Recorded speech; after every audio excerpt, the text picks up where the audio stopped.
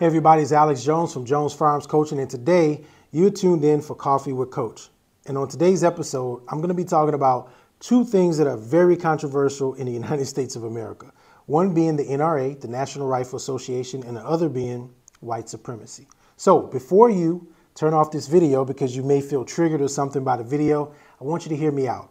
Number one, this is not a video and this is not a video where I'm going to have a whole bunch of liberal talking points of, oh, I hate the NRA, or the NRA should be banned and how much they suck. And it's not going to be, a whole bunch of liberal or rhetoric talking about, all white people are bad because of all the things that happen in this country. Now, there's a time and place for that. This just may not be one of them. But I will say this, stay open-minded, stay on this video, and what I'm about to say about white supremacy, it's not going to blow your mind, but I think a lot of people are going to agree with me when it comes to white supremacy and the need for guns, right? So let's get right into it. I like to talk about my affiliation. I don't like to talk about it, but I guess in this video I should probably mention it, being that I titled it Black NRA Supporter, right? So my affiliation with the NRA is this. I have several certifications to teach certain principles with the NRA.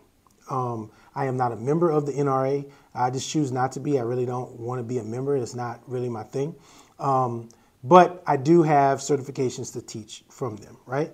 Now, when it comes to the NRA, I think having their certification gives me great options for insurance from my business, right?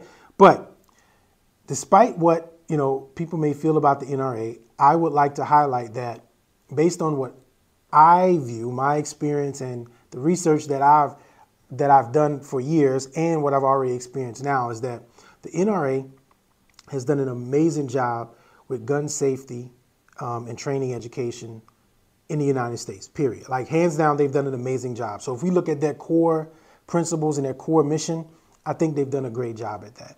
I think over the years, it's kind of dwindled a little bit, but for the most part, based on the mission and the vision of the NRA, I believe that, hey, they've done an amazing job over the years. Now, when we look at that, despite having all of that, I got to say, they are a lobbyist agency, right? That's what a lobbyist organization. That's what they do. And these days, it gets a little bit more hot in the kitchen because they're in D.C. cooking it up with all kinds of politicians, from people on the right, people on the left, right? And there are some people who are very strong Second Amendment advocates that don't want to have anything to do with the NRA. And that's fine. This is America. You can believe and do whatever it is that you want to do, right? Now, I want to give y'all a whole bunch of info about how the NRA correlates to the black people in the United States over the years. There's some really good information I really want to give y'all in this video, but I don't want to spoil the series that I'm doing called Race and the Second Amendment. So I'm just going to table that there, and I hope it's juicy enough for you to want to come out and actually watch this video, okay? Now, several reasons why I'm doing that, of course. So let's talk about the white supremacy part, right? Now, this is where it gets kind of juicy.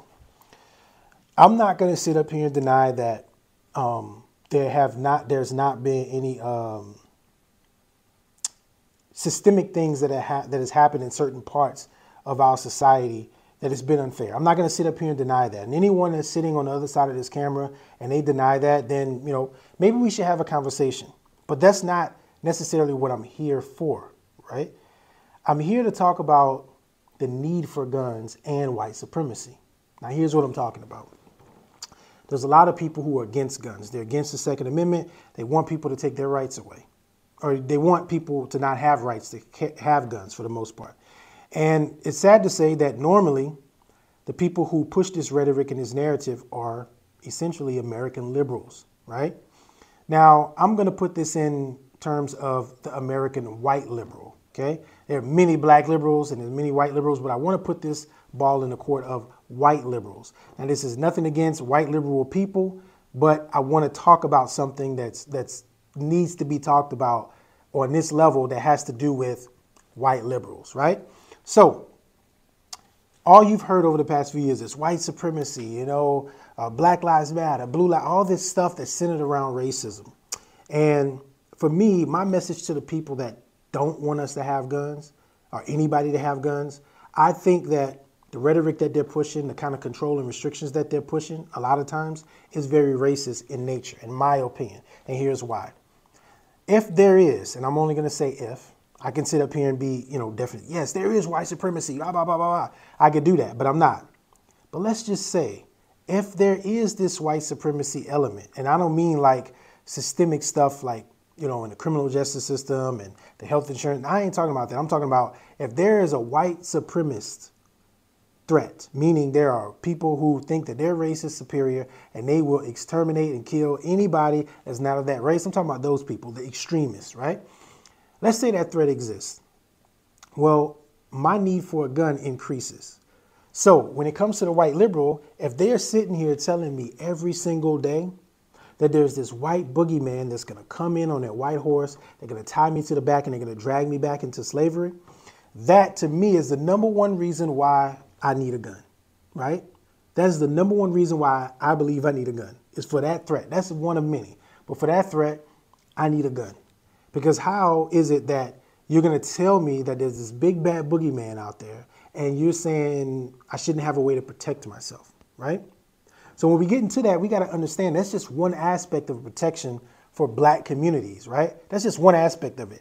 There's a whole nother thing I'm going to talk about where we have protection from ourselves. Now that's cultural, and I'm going to cover that in my race and the Second Amendment video series, okay?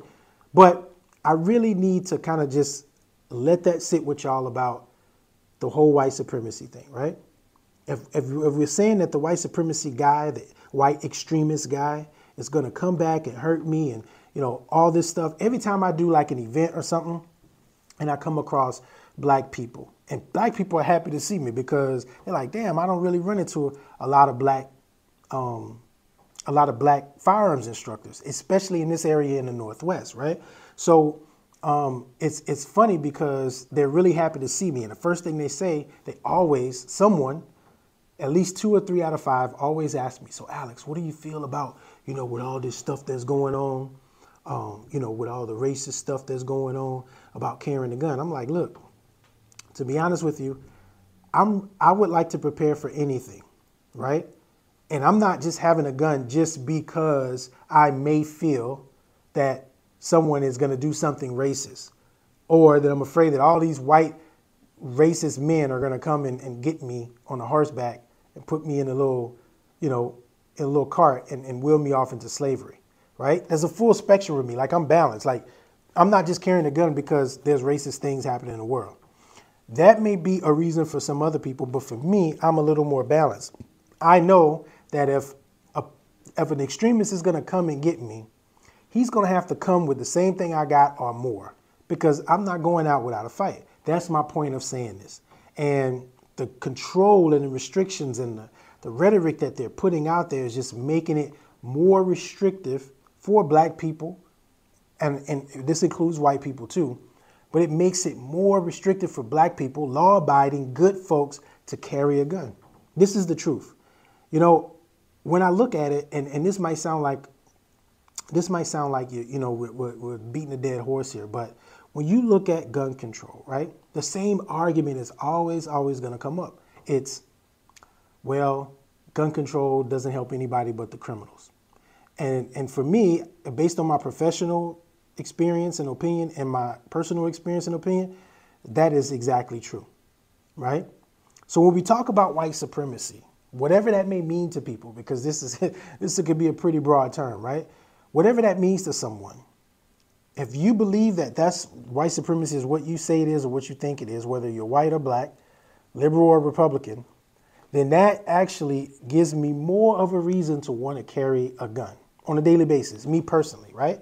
Because what you're saying is there's a division, there would never be any unity, and it's going to be us or them, and why not? If you're going to adopt that mindset, then why can't I adopt that mindset and carry heat on me? That's what I'm trying to say.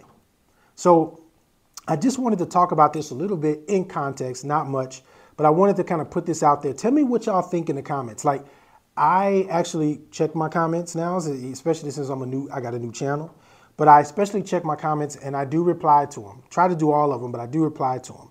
In the comment section, I want y'all to tell me what y'all think about what I'm saying, right? Is white supremacy enough to throw away the anti-Second Amendment rhetoric? Is that enough? The white supremacy argument that there's white supremacy and all these white people are bad and they come in to get us boogly, wiggly, wiggly, right? Is that enough for them to say, you know what, we should put this whole anti-Second Amendment argument down, because it's also disenfranchising and hurting the people that we say we're united with, right? So without that rhetoric, there is nothing else. It's just Second Amendment for everybody. And I believe that it is for all of us, right? Black, white, no matter what. When it was ratified back in 1700 something, right? There was some issues socially, don't get me wrong. And I'm going to talk about that in my series called Race and the Second Amendment. However, we've come a long way. And I do believe that the Second Amendment is for everybody. There are more black people carrying guns right now than ever before, probably in any time in history. So let's keep that in mind. And let's know that we got to be objective. We got to be balanced, right? And even though I may not agree with someone who's on the other side, I'm willing to listen to them, because there may be some things that I actually agree with, believe it or not. But at the end of the day, does white supremacy take away the anti-Second Amendment argument? That's what I want to hear from y'all. So thank y'all for tuning in to this episode of Coffee with Coach. Remember to like, subscribe, and hit the notification bell if you want more content from me. Thank you. I appreciate it. Peace.